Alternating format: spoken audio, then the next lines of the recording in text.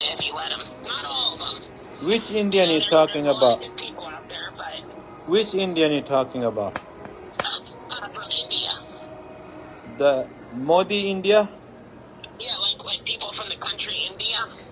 Okay, so why do you have to be careful by them? Are they doing something?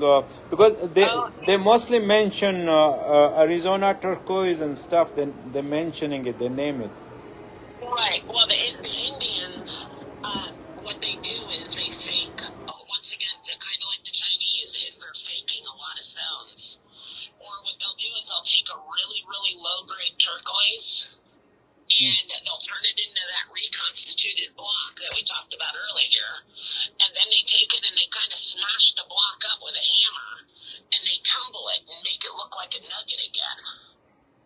So you think you're buying like a natural nugget of turquoise, but really it was nothing more than, chalk turquoise, powdered low-grade turquoise that they made into a big resin block, and then they broke it up with hammers and put it in a rock tumbler and made it, kind of tumbled it and made it look like a, like a natural nugget again.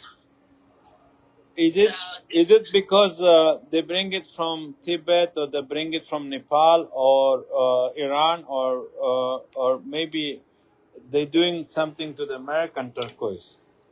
You know what? I think a little bit of all, but mainly I think what they're doing is they're working mainly, I believe anyways, with the Chinese. It seems like the same kind of fakes that I see with the Chinese. Yeah. I see with the Indians. So maybe so they might be buying it from China then. Probably. I know that I have buyers that are that come over from India to see me here in the States. And they're legitimate people. They're not, they're not fake. They're not pulling fakes and all that stuff. And I know that they buy high-end American turquoise here from me, and they take it over to India, and they have it cut in India.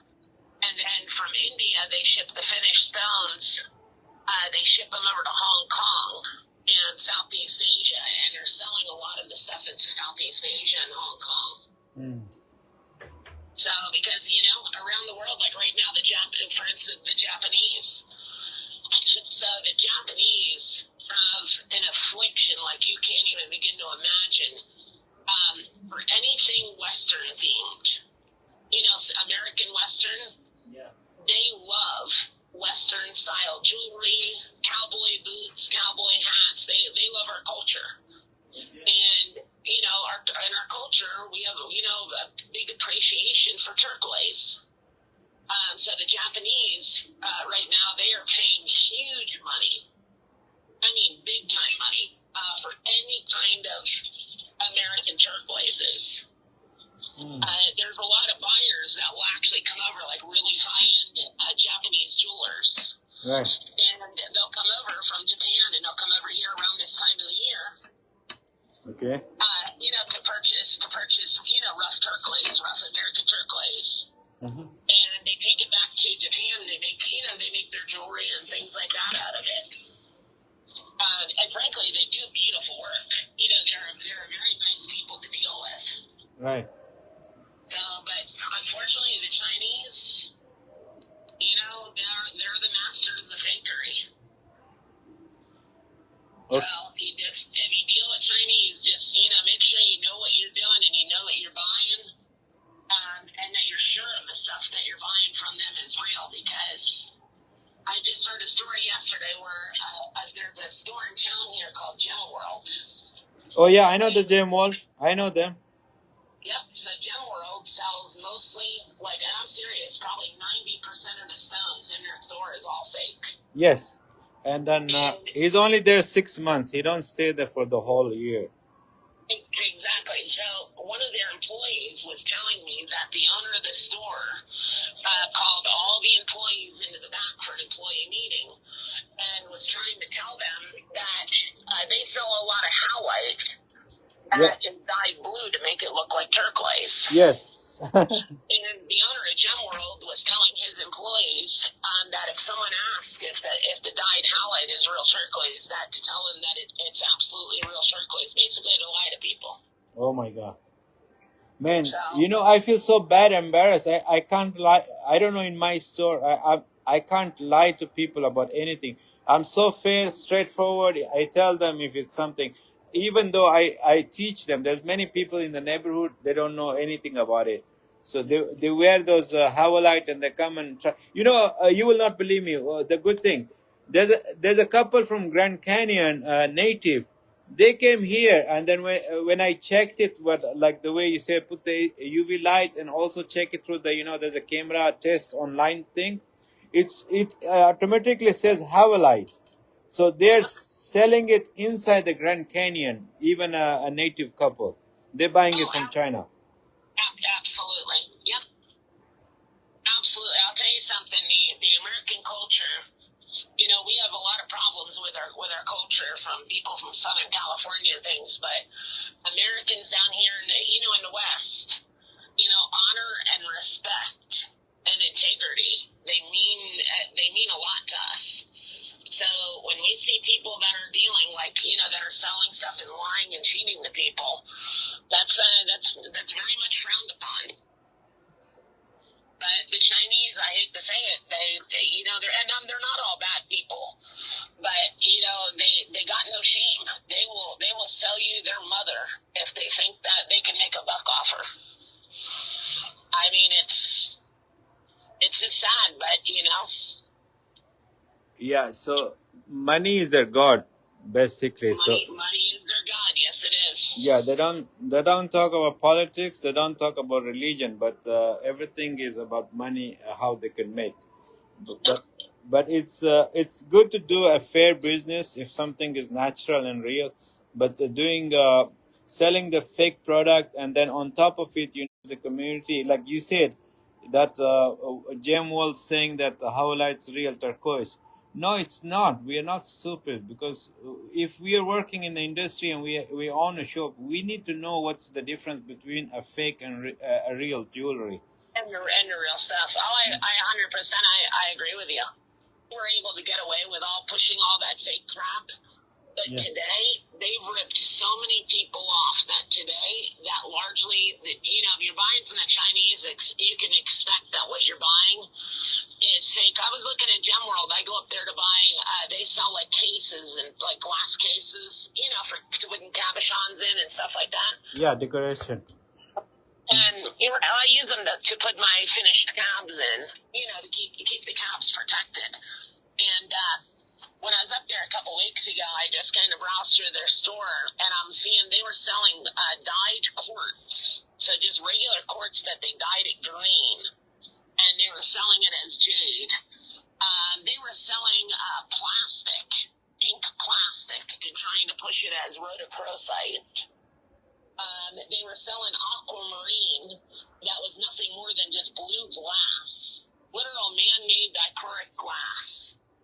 And they sell it as aquamarine. I mean, like I said, literally in that store, I'll bet you 90% of the stones that they have in that store are literally fake.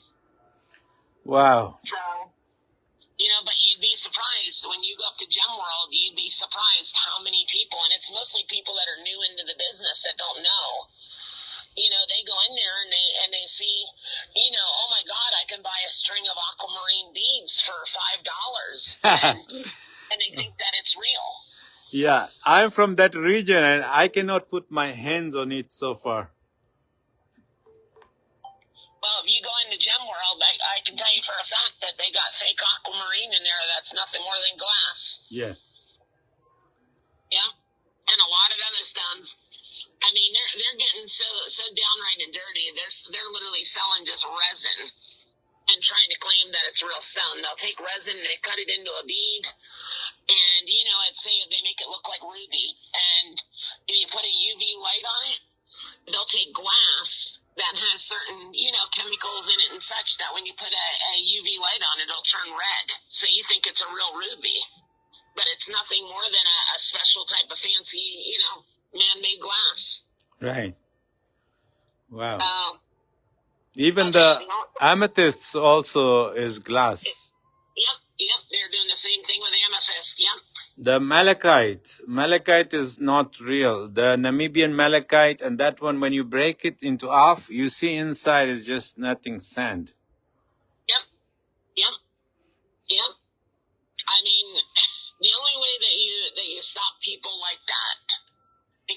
trying to do honest business, those kind of people, they make it so much more difficult on everybody else that's trying to do honest business. Yeah, see, So, sometimes I go on the lives and then if I'm interested and then I be serious because I already look and see what the material looks like. And when I'm telling that, hey, this is not a real aquamarine because I'm the king of aquamarine, I explain them because my mountain is full of aquamarine. It comes from my region. And then you are trying to sell it here. I'm saying it, this is not real. It's fake. Immediately they block me. well, of course, absolutely. Absolutely, that's what they do. But I'll tell you what you do is if you really want to get those guys, you buy a piece of it from them and you send it out, you get it tested, and then you go online and you post the test results. And you post their name showing that you bought it from them, along with a copy of the test results showing that they're selling fake stuff. Wow. And then they can block you all they want, but everybody else is gonna see that post. But who's gonna see it where? Like, it's not one individual because it has to be done really simultaneously all the time. So, Well, right. No, I understand, but people that are selling on social media, like that, at least you'll be able to get the ones that are on social media selling it. You know what I'm saying? And expose them. I'm doing the same thing right now. There's a bunch of Americans, about 20 guys, that have been selling Kingman turquoise and trying to claim that it comes from Morenci and Bisbee and all these other mines that are worth much, much more money. yes. And I've been taking the stuff and getting it tested and proving that, hey, you're selling, Kingman turquoise as this, and this, and exposing them. And I'll tell you what, it's starting to actually have a real impact now because people that are buying turquoise, at least off social media, are coming to expect that, hey, if I'm going to spend $400 on one little nugget of Bisbee, they want test results with it. Yes. So, That's called ethical business. That's how everybody has to do, including me, you, and everybody. But then some people really take advantage and doing dishonest business and messing up the entire business for everybody, which is not fair because some of us are trying to do honest business. Like, in my store, I have made a sign and I'm putting here 99.99% natural. Nobody will put in their store like that because I'm avoiding, because I'm the owner. I work here every day. So I am explaining everybody that, hey, these are natural, these are fake. And I have it for sample. The howlite, I show them aquamarine, I show them the ruby, and I'm showing the malachite that, hey, this is not natural, this is the real one. And I'm giving an example to them just to bring confidence. And nobody will put this 99.9% natural in the store because I go to my competitors in Vegas. We have more than 70 stores, and especially with the big stores with the giant big geodes and all those things, their main showcases and entire their front desk, especially with the jewelry, everything they're selling is the same resin from China. So I see them, I watch them, but I cannot say anything because it's their business and they're making money. So who cares? The tourists don't know, and then they're making money. So who cares? I'm in a neighborhood because honestly, I have been here about 5 years now, and thank God till today, I don't have any returns. I did have a return on a pendant which turned into brown, and then this was not my fault because I bought it from China and it says the stamp 925. And then after the customer used it, she came back to me and then she was like, why did it turn brown? So I felt so embarrassed, and then I asked her that, in replacement, you can buy something else, and that's what she did. So other than that, thank God, when I explain to customers, like people will definitely just, come to you and just say, I don't like it or something else. No, I've never received any complaints, and I'm explaining and educating one by one each of my customers. So this is a blessing, and I'm not just praising myself. I'm just being confident And I truly mean that I'm trying to do my best. Well, people are good judges of character, and when they see that you're trying to sell, you're trying to sell authentic products and to be honest, and to have integrity and honor, Yes. People notice that. And I mean, it's taken me a long time, but I've built a very good reputation over the course of 25 years in the industry, where a lot of times people will buy fake stuff from other dealers and they bring it to me to have it checked out, and I tell them, send it to the lab. And when you help people out like that, where I'm not expecting them to buy anything off me or spend money with me, I'm just helping them. People appreciate that, and they see that what you're doing is honest, that you're being truthful, and that's the most important thing. And before you know it, those same people will come back, and you'll earn yourself a good customer that'll be loyal. Yes. So, They say honesty is best policy. honesty is the best policy, absolutely, 100%. At the end of our lives, we're all held accountable. Yes. For the things that, the things in the way that we lived our lives, we will be held to account. Yes. And I know this, when I stand before God, I want to make sure on that day that I can say that, I've made a lot of mistakes. We all have, but I've lived the best life I could, and I've been as honest as I possibly could, and I've lived with integrity and honor, because I think that's where it's really important, is that we live the life that we want to see, the world that we want to see. If we're not willing to change and to better ourselves each and every day, how are we ever going to expect this world and the things in this world that we see that are dark and evil? How are we ever going to see that change happen if we're not willing to be the agents of that change? So true. Yeah, they're selling me in the beginning, and then I try to be very careful because I'm more of a jewelry person. So they're selling stuff which is called strawberry. There's nothing strawberry. So they're selling strawberry quartz. They sell me smoky quartz, which is glass. Then they sell me all this clear quartz, which is glass. And then I end up buying that.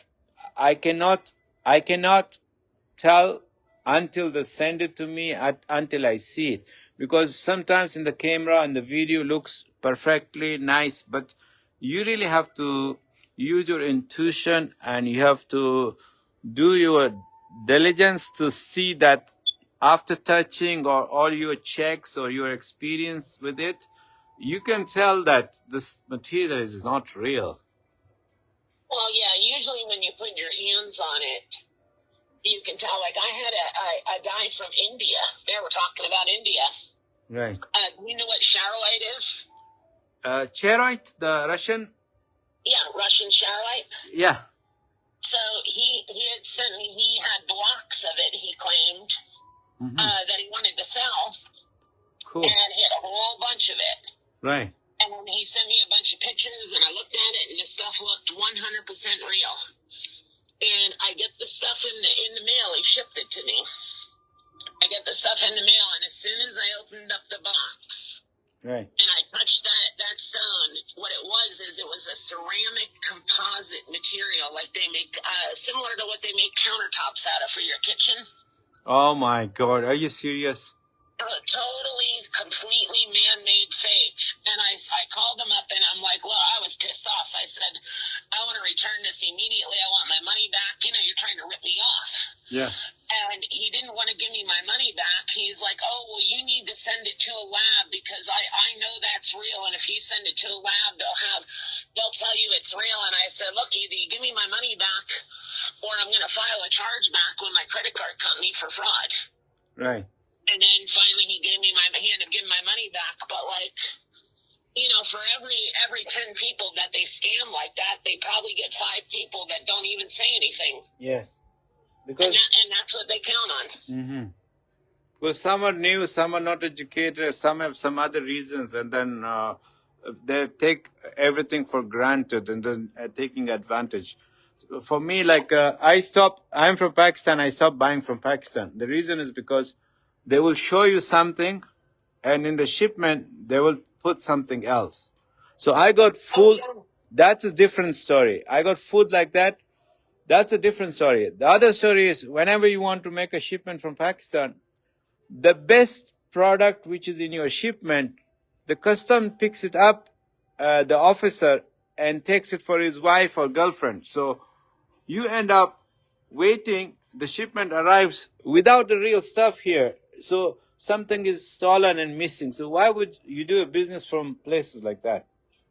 Well, that's why I have, like I said, I have a place here in Quartzsite, but it's not open to the general public. It's only by appointment only to come see me, and it's done that way for security reasons. Yeah. I have a lot of security here because of the value of my stones. Yes. And we just cannot, frankly, I cannot take the chance opening the doors to the general public because of robberies. Yes. But people will come see me, and I prefer that buyers, if you wanted to buy, say, a couple kilos of really high-end turquoise off me for your store, say nuggets or something like that to make bracelets out of, I would prefer that you would take a drive down here to see me, that you would look at the stones in person so you know exactly what you're buying. And if you want to cut some of them, I have saws here and machines. You can grind them, and you know what I mean? You can see 100% what you're buying. I can show you the lab results. So when you leave, you know 100% without a doubt that what you're buying is real. Yes. Yeah, I do the same, like with the beads coming from China. The first thing I do is I immediately break the bead. No matter what, I hammer it and I want to see what is inside it. Very smart. Yeah. Very smart. Yep. Well, that's why I have machines here that you can take. And if you want to, like Bisbee turquoise, for instance, so you're looking at for mid-grade Bisbee, if you buy it by the kilo, obviously the more you buy, the cheaper it is, but just the mid-grade, not the real high grade, but just mid-grade, you're looking at $10 a gram, so that's $4,500 a kilo. And that material, when you're selling that level of stuff, there's so much, what would you call it, enticement for people to fake that kind of stuff that I go over and beyond to be able to show my dealers. And that's why we do the private showings, that they can come here and they can look through all of my inventory. I have several $1 million of inventory. I don't have it all here, but if I know you're coming down for, and you want to do a showing, I can put out some tables and you can look at, as much stuff as you absolutely want to. I can guarantee you this. And I'm not trying to sound like a $2 saleswoman. Right. But when it comes to turquoise, old American turquoises, there's nobody in the country that has a bigger selection than what we do. Nice. It's taken a long time, and I've literally invested my entire life into it to be able to, do that. Yes. But I want to do business that I don't want you coming and buying something from me once and then you get ripped off, and then you tell everybody that, hey, Kelly down there in Quartzsite, she ripped me off. No, I want you to buy from me. I want you to like what you're buying. I want your customers to like what they're buying, because then you're going to come back and you're going to buy more from me. And maybe then I buy something from you, and then we start doing business, and then before you know it, we both make money. Yes. And that's, you know what I'm saying, that's what business is about. We should be able to have mutually beneficial business agreements. Yes. So, these Chinese and all these assholes, excuse my French, but these people, that are dishonest, that are going to pull these scams, at the end of the day, there's not much we can do about it, but it doesn't mean that we still can't do good business. Yes, but it hurts us as a business person like you and me, and then, you try to be authentic and then somebody fakes you. Like right now in this mall, there's 3 stores open after me, and then all of them, they're selling the fake material. The same thing we talk about the resin, especially with the bracelets. And I feel so bad that, I'm trying to be honest and I'm trying to sell ethically and I'm trying to source it natural as I can, and my prices are high, even though I'm trying to make a sales, buy 2 get 1 free, but there's no match to it. I don't understand that they will end up still buying the fake stuff from those 3 stores within the mall, and I'm just waiting and trying to be honest and nice. You know what, though? Like I said, you can't control what other people it's more than just dishonesty. My parents raised me that honor in my family is something that is incredibly important. It is the pinnacle besides our faith. Yes. It is incredibly important. If those people are going to dishonor themselves, then there's nothing that you can do about it. But at the end of the day, there's a lot of people that appreciate men like you that are willing to be honest and that are willing to walk the right walk in the right path. And I'll tell you this, when I'm buying from people, and I mostly buy old collections, old estates and things like that. Right. Because the stuff that I get, it hasn't been mined a lot of times in 50 or 100 years. So, the only way to really get it is to have people come to you. Mostly people approach me because they know I buy old estates. Right. And that's how I acquire my inventory. But the people that buy from me, they come back to me, and I have customers that will call me up, and they'll tell me, hey, Kelly, I need $10,000 worth of mixed turquoise beads. Right. I want Bisbee and Morenci and this and that. And our business has gotten to such a point that they don't even care that I send them, if I even send them a picture, because they know what I send them in the mail is going to be 100% legitimate. They know it's going to have test results. And so when you start building that kind of reputation, then it does take time. Yes, the trust. People appreciate it, and they'll come back to you. But social media, Facebook and Instagram, I'll tell you, you can make millions of dollars, literally millions of dollars a year you can make on Facebook and Instagram. Right. Turquoise, in my opinion, turquoise is really where the whole rock world, the higher end rock world, as far as like jewelry and things like that go, there has been a huge jump in interest in specifically turquoise. Right. And turquoise related stones like varisite. Mm-hmm. But I think it has a lot to do with the Japanese. Like I said, the Japanese have a fad that's been going for probably 10 years now, where they're just infatuated by the old West American culture. Right. So they're selling a lot of their pieces in Japan, and getting a lot of attention. Right. And, you see Japanese come over and they all want to look like John Wayne with their cowboy hats and their... Okay.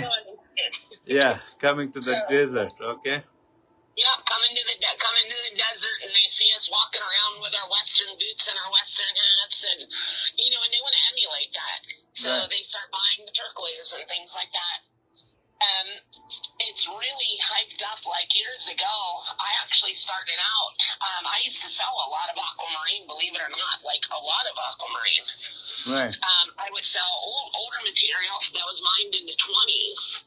Right. That came out of Brazil. Okay. And Pakistan. I did sell a lot of Paki aquas and stuff like that, but mainly Brazilian materials and tourmaline and things like that. Right. But there's been such a shift in the market for turquoise. I don't know why, but I mean it's only growing. The thing with the American turquoise, so the Kingman mine last year in 2024 in Tucson, you used to be able to buy mine run, meaning just average grade Kingman, that was stabilized for around $1.50 a gram. Last year, they raised their price up to $3 a gram for stabilized and $5 a gram for unstabilized. Okay, per gram. Mm-hmm. Per gram, yeah. And the thing is, the Kingman turquoise, they mine so much of it that it's very common. It's not a rare turquoise. Unless you get into, there's Kingman like that we carry from a place called Ithaca Peak. That used to be a big mountain. They literally took the entire mountain. They shaved, and I mean literally a 5,000-foot tall mountain. They shaved the whole mountain completely off, like it's gone. And that stuff was mined in like the 50s and the 60s and 1970s. So like Ithaca Peak is valuable, or turquoise, mountain turquoise from the 70s is valuable, or they call it Hardy Pit. But the newer Kingmen, that's very common. I was very shocked how much they rose their price. Their prices went up. I mean, they literally doubled their prices last year. Okay. And I don't know why, but they're not willing to make a deal. I have buyers that would come over from overseas, like I said, mainly from India. And they would usually go down to Tucson or here in Quartzsite because the Kingman Mine, they set up a place here in Quartzsite, over the winter time. And they would come down here to do their buying from Kingman. And last year I started getting a bunch of calls where, my buyers that came, they came from all the way on the other side of the world to buy from Kingman Mine. And basically, like, they were charging them, say, $3 to $5 a gram, no matter if they bought a whole bucket or if they just bought one piece. They weren't willing to, like, wheel and deal, per se. So those same buyers were calling me up and asking me, like, hey, on your older stuff, do you have anything that you can do better on? And I mean, it was older material I have, and I said, I can't do better, but I can match their prices. So they're getting a much rarer turquoise for the same price as something that's being mined today. Right. So it's odd. There's a shift, particularly for the old stuff. But I think you would do really, really well in your store. And I'm not trying to sell you anything. I'm just trying to help you. I think you would do really well if you started selling American turquoises. Yeah, and name it American turquoise. Well, no, I mean turquoise that was mined here in America. Yes. Like, from Kingman or Morenci, or the big one is actually Bisbee. Okay. Bisbee is the most famous turquoise in the world. It's the most highly sought after. So all three location is this one, Arizona? Yeah. So Bisbee was originally mined in Bisbee, Arizona, which is down near the Mexican border. And then a little bit further north, in north central Arizona, you had the Morenci mine. And then a little bit further north, just to the west of Phoenix, Arizona, up in a town called Globe, Arizona, you had the Sleeping Beauty mine. But mind you, all these mines are now closed. Right. And then you have Kingman mines, which is more up actually close to the Nevada border.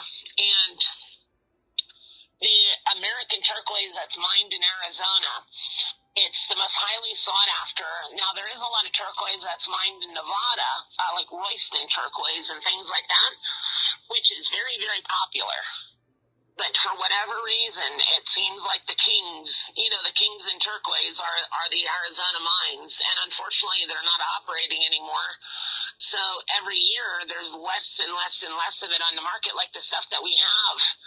I'll probably, to be honest with you, I have so much turquoise that I'll probably have it and pass it on to my children. But let's put it this way, it's something that I cannot replace because it's just not being mined anymore. Yes. Like Bisbee, they stopped mining Bisbee back in, I think, 1973 or 77. So you're talking like 50 years ago.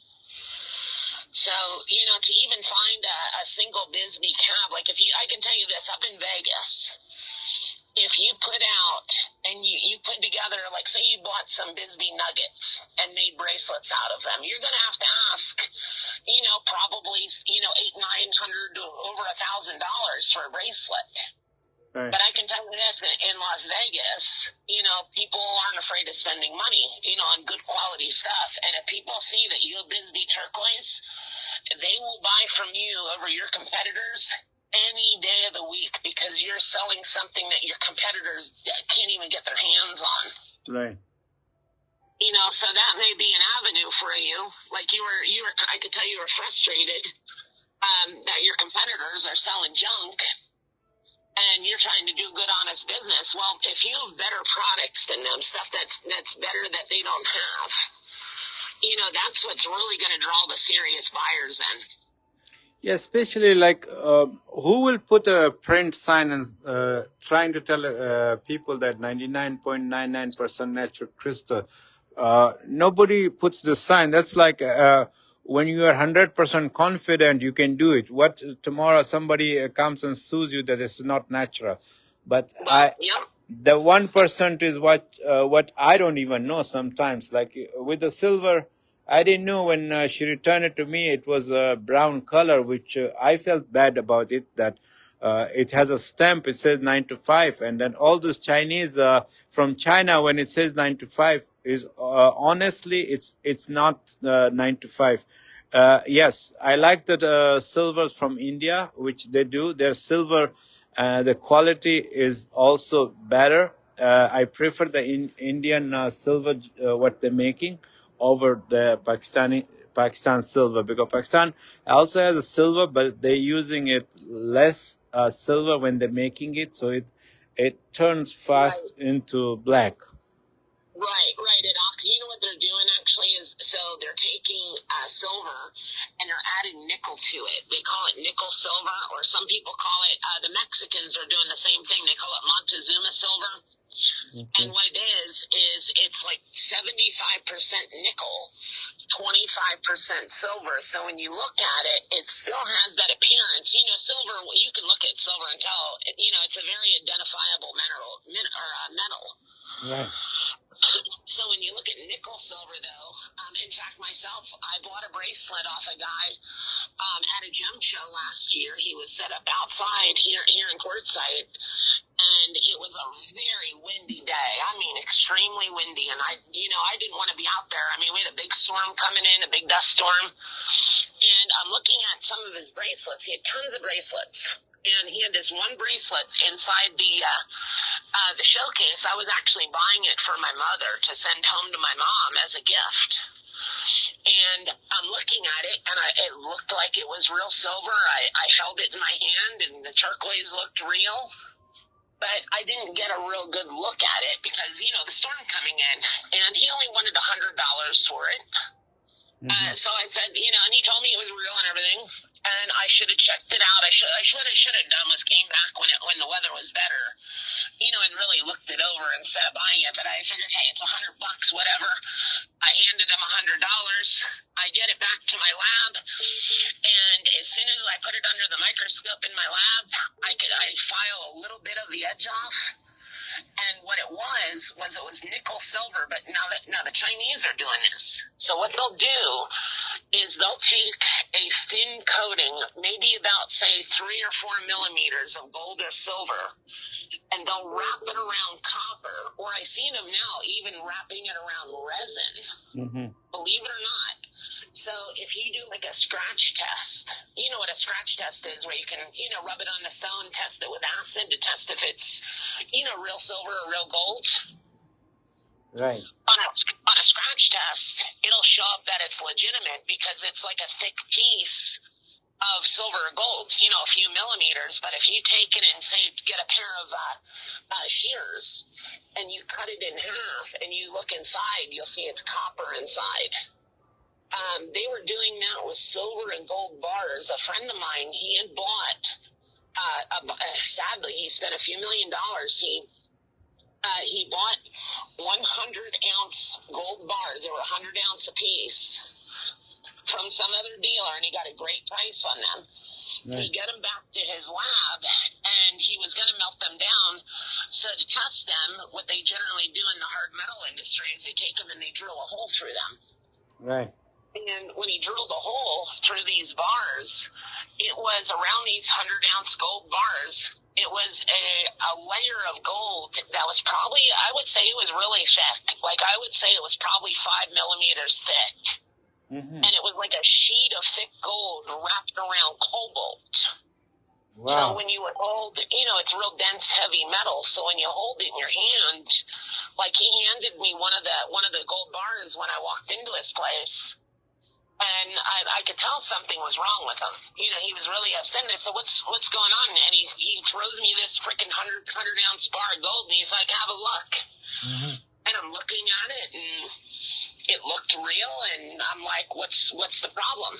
And he said, come here, and he took me over to his drill press. Right. And I see in his drill press, I can see the silver metal. Wow. And he showed me that when he drilled a hole through it, there's like a thick layer of gold. But pretty much the entire core, the center core of the gold bar, was nothing but cobalt. Oh my God! And if he would have not checked it, he would not know the inside story. Well, the sad thing is, though, is he invested almost his entire life savings Right. into buying that gold because it was such a good deal. Right. And it turned out, I mean, he did get some, there was some gold there, but like, I think he bought like 300 or 400 ounces of gold. Right. And he might have ended up with like 1 or 2 ounces of gold, and the rest was just useless cobalt metal. Wow. And So that's the Chinese for you. That's what they're even taking. Have you ever seen the gold bars? They call them PAMP, PAMP, PAMP bars. no. They come in like they sell them as gold bullion, and they have like a Persian type of like a Persian woman, a really beautiful woman, on the front of the gold bar, and she's wearing like a tiara with like jewelry, and you see a side profile of her face, and they say PAMP on them, and they're a bullion bar that they make.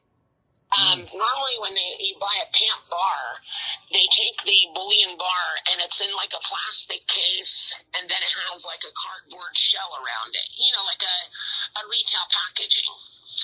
And they're very noticeable. They're serial numbered, and you know what I mean? They go through a lot. Well, the Chinese, they've literally copied that packaging, and I mean down to a minute detail, where the packaging looks perfect, and when you look at it, it looks like a gold bar that's encased in, you know, a nice thick plastic case for protection. But if you take it and crack it open and drill a hole through it, you know, you're probably going to have lead or cobalt in the middle of it, and, you know, they're literally just ripping people off. So then what happened? Did he get his money back, or how did it? No, he lost all his money. Are you serious? Yep. Very risky business. Why he didn't do the check before? Well, because it would require him to drill a hole through the bar. And I mean, if you think about this, if you were selling a gold bar to somebody and they said, well, I want to drill a hole through it, you know, you're not going to let them drill a hole through it until they buy it. Yes. You know, and the seller, this Chinese guy, knew that. So, you know, by the time he took the gold back to his store, you know, where he had his drill press and his, you know, his equipment to melt the bars down, I think he was going to melt it down into sheet to use the gold for jewelry and things like that, real high carat jewelry. And by the time, you know, that he took it back to his store, that guy was gone. You know, he never seen that guy again. Wow. Oh, if you catch up with those people, you know, that do that kind of thing, well, that's a little bit different story. Then, you know, maybe you can get the law involved and have them arrested or whatever, but it's kind of sad because I have dealt with Chinese people over the years that are very decent, honorable people. Right. But in their culture, there's something in their culture, like you said, money is their God. And, you know, like it says that the love of money is the root of all evil. Yes. So I've gotten to a point when it comes to turquoise, sadly, and there's great turquoise that comes out of Hubei, China. They call it the cloud mine. Okay. And unless I'm buying it out of like an old collection, and I know that it's real, I don't buy any Hubei. I had bought some Hubei recently from actually a very good friend of mine. And he was, believe it or not, it's actually funny. So he bought this stuff from the guy that owns Gemworld. And it was a higher grade turquoise Hubei from China that normally was too high of a grade for them to sell in their store. Right. So he sold it to my friend Jim, and James had bought the turquoise. And I was over at his shop, and I seen it. He had a big bin of it, and I only bought half of what he had. He wanted to keep the other half to sell to his customers. And when I'm looking at it, it was real turquoise. But when I was looking at it, I could see that they took the nuggets and they tumbled them to polish them. So I started looking closer with a magnifying glass, and I could see that in the low spots of the stone, like the lower spots that weren't polished, I could see this kind of like a white kind of like powder, it looked like, or like it was colored white. And it wasn't that the stone was white. When I tested the material, I tested it in my own lab here. It was a process that they used to stabilize really low-grade turquoise called sodium silicate. What they do is they put the turquoise that normally would be just complete junk quality, and they put it in a chemical, and the chemical, they heat it up and get it really, really hot. And they add the sodium silicate, they add to it, and then they put it in a vacuum chamber. And it draws all the sodium silicate into the stone, and it makes a stone that normally would be very soft and you couldn't cut. It makes it very hard, like a stabilization process. But the way that they did it, they were trying to basically pass it off as like a higher grade turquoise. Instead of just telling people, if they would have told people, hey, look, the material is stabilized, that's a totally different story. But they'll tell you, this stuff's natural and this and that. And then you test it, and you find out you get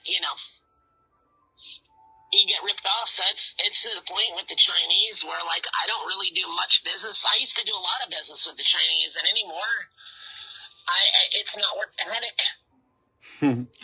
It reminds me, I have a friend here in Vegas. He's got a store too. That guy is like, I will never in my life buy anything from Chinese. Can't blame him. Did he get ripped off? He did not tell me his inside story. I asked him, like, what happened. He only said, I will never ever buy anything in my life. So he sells this native Indian turquoise, especially from Albuquerque and those Yes. Mexico parts, the ones in the old tradition. He's got about 4 or 5 showcases. So maybe something had happened. So he did not disclose it, but he only told me he will never do business from China. You know what? He probably got ripped off. Probably something happened. I don't know. Sooner or later, you're going to get so many dealers that just will not deal in Chinese. Well, I can tell you this. So, because of China faking stuff so much, Hubei turquoise, all right, from Hubei province, China, back in the day, like back in the 1950s, 60s, and 70s, they had turquoise coming out of those mines that was unbelievably high quality. I mean, true, beautiful turquoise. Okay. And what happened was in the 1970s, the communist government in China, the CCP, for whatever reason, they closed the mines down. So there was something like 100,000 pounds of high-grade Chinese turquoise sitting in a warehouse in China. And an American had gone over there, this one gentleman that was a turquoise trader, he went over there in the 1970s, and he actually imported 100,000 pounds of all the best stuff. Wow. He brought over here, and it really kind of gave a notoriety to the Chinese turquoise. It was very highly sought after. It was beautiful. It was affordable. People wanted it. Right. But when China in the 90s and now 2000s, when they've been faking stuff so much, they've earned such a bad reputation that, and I mean a lot of people do not even want, even if it's really nice turquoise, if it's from China, even if it's real, they won't buy it because they're afraid of getting ripped off because there's so many fakes out there. So really, by doing the kind of stuff that they're doing with all these fakes, they've literally devalued even their own real stuff. So they're only hurting themselves. Wow. So the confidence is lost, the trust deficiency. Well, it would be like if every time somebody bought aquamarine from Pakistan, Pakistani aquamarine is something that's very noticeable. I can be at a show and from 500 feet away, if somebody has a piece of Pakistani aquamarine on the table, I can spot it from halfway across the room. Right. You know, it has a very certain look to it. Yes, and for your knowledge, there's two valleys. So one is called Nagar Valley, which is close to my village. Nagar Valley produced the one with the inclusion, and then the second valley is called Sugar Valley. So the Sugar Valley is the one with the transparent. So the Nagar Valley produces big stuff, but its inclusion and the value is not there. But the value is with the Sugar Valley, which is transparent, and then it's like high price. More gem quality material. Yes. It would be like if from Pakistan, if you guys all started selling fake aquamarine, what's going to end up happening is sooner or later, people won't even buy the real stuff coming from Pakistan because they're afraid of getting ripped off. And that's kind of what the Chinese have done. No, because Chinese cannot put their hands on certain stuff like turquoise and aquamarine. So they bring something in the market, duplicated, right? But what's happening is they don't care. China is making money. People are there. There's billions of people selling on TikTok and stuff, right? But the confidence, when it's lost there, they're not. People even lose the confidence in the Pakistani real aquamarine because majority of people are not educated. So then how will they trust even the fake or the real or the not real? So it's difficult for both sides. I don't understand where is leading us to. One way around it is when you may know that your stuff is real, but like you said, a lot of buyers aren't educated. If you sell your stuff and you have lab testing done to your stuff, and say you post up on TikTok or Instagram, you post some beautiful Pakistani aquamarine, post a copy of the test result showing